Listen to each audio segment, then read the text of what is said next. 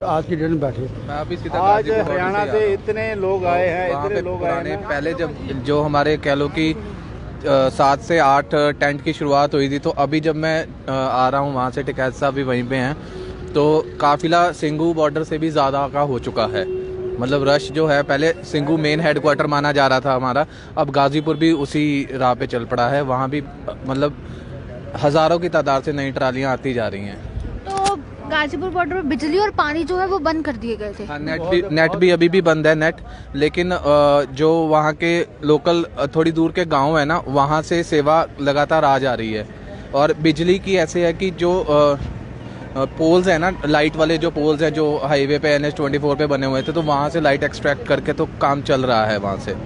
तो और उसके अलावा जो रसद है, रसद तो मतलब जो कुछ मेरे जैसे हैं, कुछ और वहाँ पे गए हुए हैं, तो वो अपनी गाड़ियों से थोड़ी दूर जाके वहाँ से लंगर के लिए रसद खरीद के वहाँ पहुँचा रहे हैं। और कुछ गुरुद्वारों से भी, गुरु का ताल आगरा का उनका लंगर चल रहा है, बंगला साहब का भी वहाँ पे लंगर चल रहा है। तो रसद की कोई वैसे कमी नहीं आ रही है। कुछ ट्रालियाँ जो नई भी आ रही हैं, वो भी अपने साथ सामान खाने पीने का और वो सब लेके आ रही, दूध वगैरह। तो पहले मतलब जो पुलिस है वो दिल्ली वाली साइड से ज़्यादा रोक के बैठी है, मतलब और भी ज़्यादा बैरिकेडिंग को स्ट्रॉन्ग करती जा रही है। लेकिन दूसरी तरफ जो कि यूपी का साइड है NH-24 में, वहाँ थोड़ा सा कह लो कि रिलीफ है, ट्रॉलीज वगैरह वहाँ से यूपी की साइड से आने का वहाँ पे है। तो कहीं ना क्या था कि पहले जब हम छोटे थे तो हमें किताबों में पढ़ाया जाता था कि बॉर्डर की सुरक्षा ऐसे होती है, इस तरीके से तार या कीलें ठुकी होती हैं। तो अब हमें कोई बॉर्डर की अगर सुरक्षा या वो फीलिंग लेनी है तो अब हम गाजीपुर बॉर्डर पे जा सकते हैं, टिकरी बॉर्डर पे जा सकते हैं। तो मेरे घर के, मेरे परिवार के बोले कि तू जब बच्चा था, जब तुझे पूछता था ना बॉर्डर कैसा है, देख कि बॉर्डर ऐसे होता है। बॉर्डर से ज्यादा सुरक्षा यहाँ पे बॉर्डर पे हो सकता है कि आप हमारे जवान वहाँ पे खड़े रहते हैं, सरकार खड़ी रहती है, हमारे जवान शहीद हो जाते हैं। बॉर्डर की सुरक्षा की मैं सरकार की कामयाबी आपको बता रहा हूँ। और लेकिन हमारे जो जहाँ किसान बैठे हैं, जो अन्न उगाता है, उसके लिए इतनी भयंकर सुरक्षा वहाँ पे कर दी गई है, इतनी लंबी लंबी तारें ठोंक दी गई हैं, कील ठोंक दी गई हैं। भाई किसान इसी मिट्टी में पैदा होता है, मिटनाज उगाता है, वो इस देश का वासी है। और उनको आप क्या बोल रहे हो, आतंकवादी, खालिस्तानी। मैं स्पेशल बेसिकली मैं यूपी से हूँ और हरियाणा एक इतिहास आज लुक चुका है। उसी तानाशाह की सरकार यहाँ पे चल रही है जो खुद उसके राज में खुद पंचायत नहीं कर सकता। अभी आपने कुछ दिन पहले और देखा होगा, ऊपर हवा में ही तकनीकी मौसम के न्यूज़ के अनुसार वो बताया गया। बेसिकली मैं अपने तो उसी के राज में एक इतिहास लिख चुका है हरियाणा।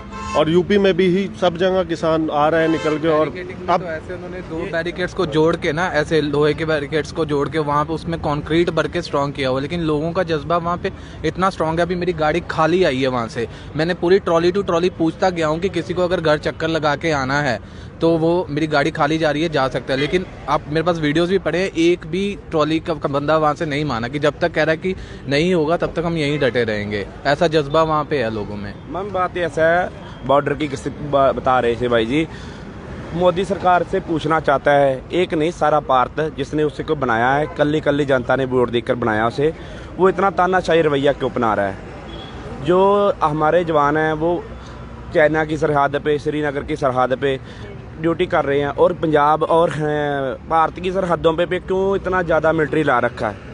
क्या हम भारत के नागरिक नहीं हैं? अपने हक मांगने के लिए दिल्ली गए हैं, वो इतना अड़ियल रवैया बता रहा है। आज 65वां दिन चल रहा है किसानों का, किसानों से बातचीत भी नहीं कर रहे। क्या बात है, ये लोग अपने हक मांग रहे हैं, सिर्फ किसानी का आंदोलन है, तो इसे बोल देना चाहिए। हमने पहले भी मीडिया को बोला है कि ये एक तानाशाही हुकूमत है, सरकार नहीं है। इसने लोकतंत्र का कान किया है, लोकतंत्र का कान करके फिर इसने बिल पास किए है। वो जो इतना इसका हुकूमत है थोड़ा टाइम चलेगी, अब जनता जो है जागरूक हो चुकी है। मैम हर एक के पास PDF पड़ा हुआ है, वो जो लॉज पास हुए हैं 3 जो मेन हैं, उन्होंने पूरा स्टडी किया हुआ है। जो वहाँ ट्रॉलीज में भी बैठे हैं उन्होंने पूरा स्टडी कर लिया है। इसीलिए तो 11-12 मीटिंग्स भी हो चुकी, तो सरकार कन्विंस नहीं कर पाई है कि ये उनके हक के लिए है। अब जब इतने स्टडी करके लोग वहाँ बैठे हैं और सरकार कन्विंस नहीं कर पा रही है, तो ये तो बेटर है ना कि फिर वापस ले ही लेना चाहिए इन लॉज को।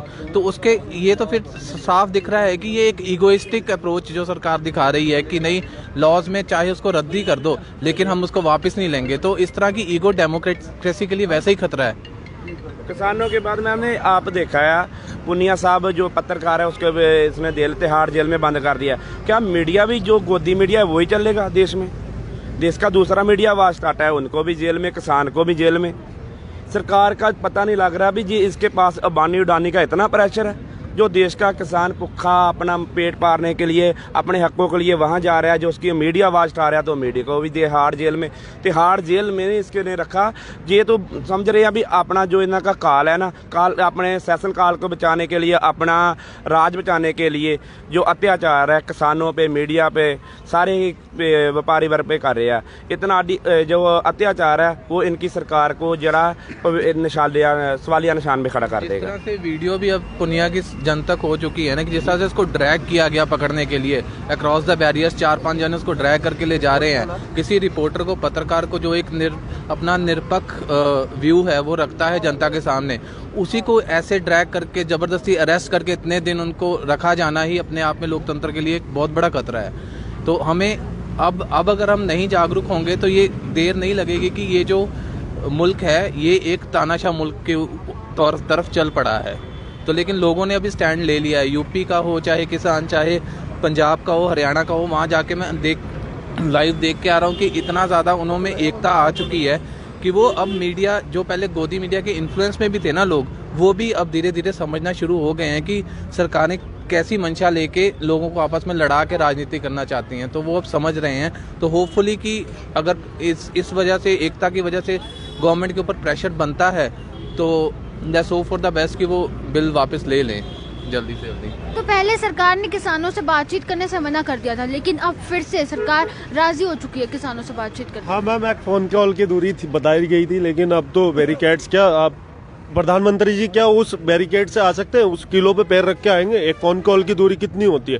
मैं चाहता हूँ कि आप फोन कॉल की दूरी मिटा के आप वैसे आके गले मिल लीजिए ना, उसी बैरिकेड से होते हुए जो किसानों के लिए लगाई है। तो टिकैत साहब ने वैसे भी स्टेज से कहा था कि वो जो फोन कॉल की अगर दूरी है तो फोन नंबर हमें दे दें। भाई अभी तक तो हमें मिला नहीं किसी को कि कौन सा फोन नंबर है जिसपे हम कांटेक्ट कर सकते हैं उनको।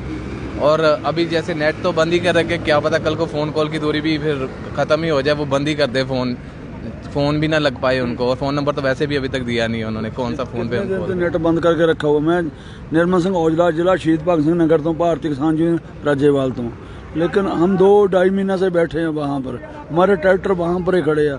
आज एक जरूरी काम के लिए आया, लेकिन एक राजा होता ना प्रजा के लिए होता है, लेकिन अभी तक प्रधानमंत्री अपने किसान के लिए एक शब्द तक नहीं बोला। अभी कल कुछ बोला, मैं किसान आए हमको कॉल दे, लेकिन तुम नहीं कॉल दे सकता। जो तुम्हारे हिंदुस्तान के पूरे किसान जितनी जनता का पेट पाल रहे हैं, लेकिन उन अन्नदाता के साथ तुम नहीं बात कर सकता। तुम्हारे को संग लगता है बात करने में। जो तुमको राजा बनाया, हम वोट से बनाया, लेकिन तुम अपनी माँ के पेट से नहीं राजा बन गया। तुम्हारे बाप ने नहीं कुर्सी दे दिया, हमने दिया था, लेकिन हम दिया था छीनने भी जानते हैं। लेकिन जितना देर पब्लिक जागेगा ना, उतना देर तुम जितना मर्जी जबरदस्ती कर जाओ। अभी पूरा पब्लिक, पूरा देश जा गया। अभी बिल वापस करने पैने आ। मोदी पंगा देश नाल पा लिया, टकैत वर्गे शेर नाल मत्था ला लिया। बिल वापस करने पैने आ, पंगा देश नाल पा लिया। किसान मजदूर एकता जिंदाबाद, किसान मजदूर एकता जिंदाबाद, किसान मजदूर एकता जिंदाबाद, किसान भाईचारा जिंदाबाद। तो यहीं पर अभी हमने बातचीत की कुछ किसानों से जो कि अभी दिल्ली से यहाँ पर आए हैं और यहाँ पर लंगर के लिए रुके थे। तो आपने सुना उनके विचार क्या थे। तो यहीं पे हम आपको इस समय लाइव तस्वीरें दिखा रहे हैं शंभू बॉर्डर से।